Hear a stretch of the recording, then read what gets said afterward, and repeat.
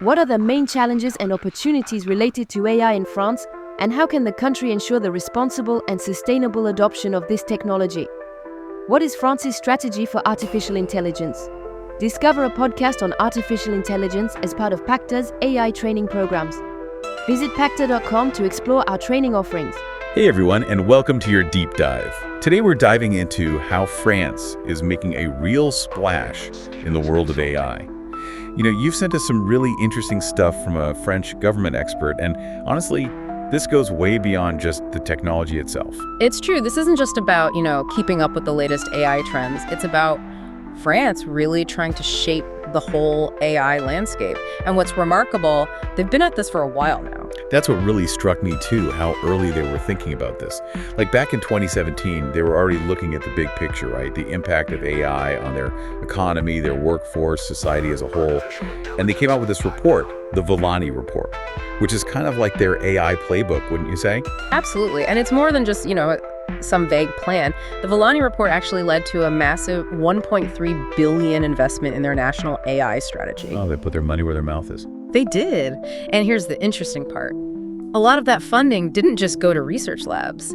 They created these things called 3IA centers, which are all about connecting AI research with real-world stuff, things like healthcare, transportation, even defense.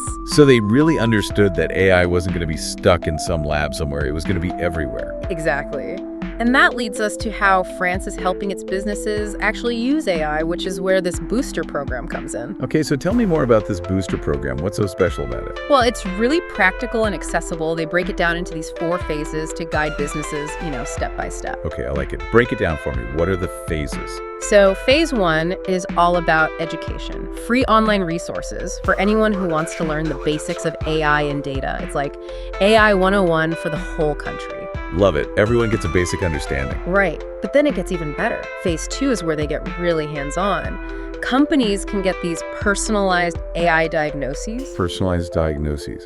For AI, what does that even mean? Right. So it's like, imagine getting expert advice on how you can use AI in your specific business. Like how to leverage the data you already have. That's what they're offering. Okay, so it's about making sure that businesses are using AI strategically, not just jumping on the bandwagon. Exactly. And then, once they have a better idea of what they need, that's phase 3, solution selection. Because there are so many AI tools out there, it's easy to get lost, right? So France helps businesses navigate that and pick the right tools for their needs. They're like AI advisors, making sure businesses invest wisely. Smart. So what's the last phase?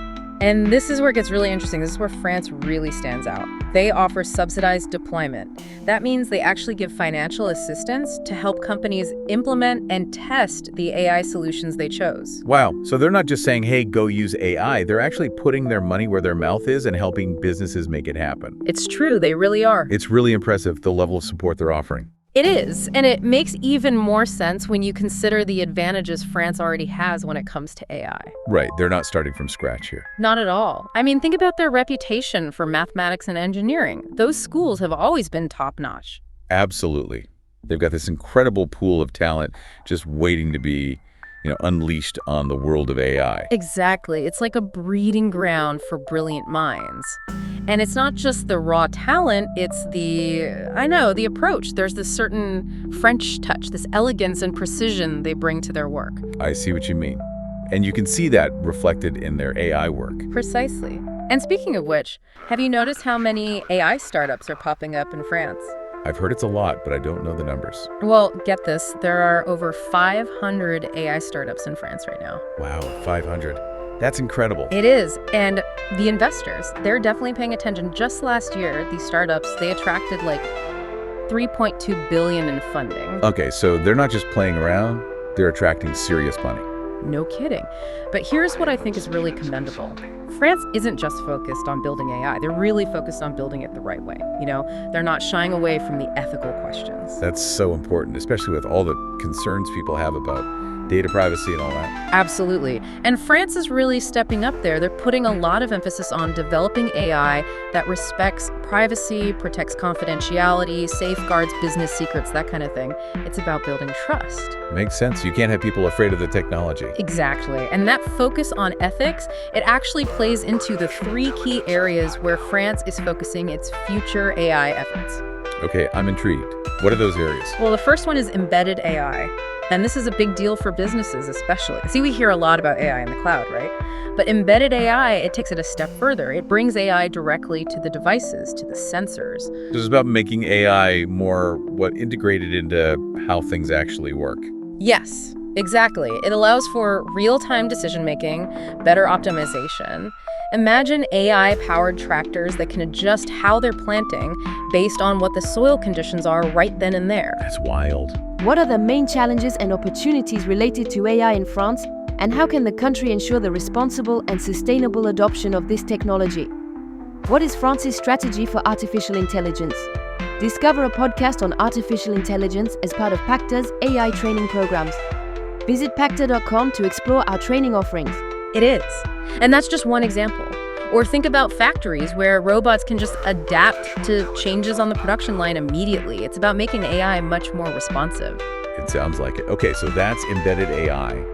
What's the next area? The next one is AI for health. And even though this may not directly affect every single business out there, it does impact, well, everyone's lives. That's true. And France has always had a great healthcare system, so it makes sense that they'd be focusing on this. Right.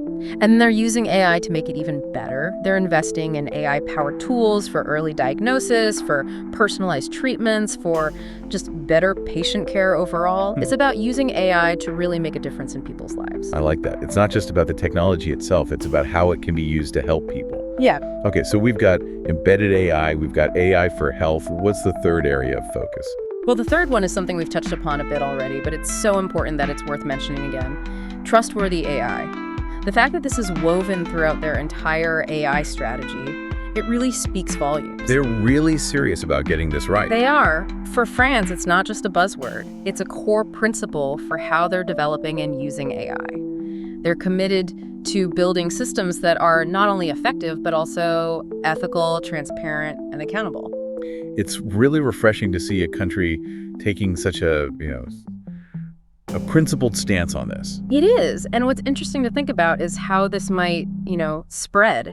How will this very French approach to AI influence things globally? Could it set a new standard? Maybe. Right. That's the big question. Like, are they going to start a movement here? Yeah. Because it's one thing to do it themselves, but it seems like they're trying to show the world that you can have both. You can have the advancements in AI without, sacrificing your values. Exactly. It's not even just about setting an example. It's about actively shaping the whole conversation, They're involved in international collaborations. They're really pushing their vision, advocating for responsible AI on a bigger scale.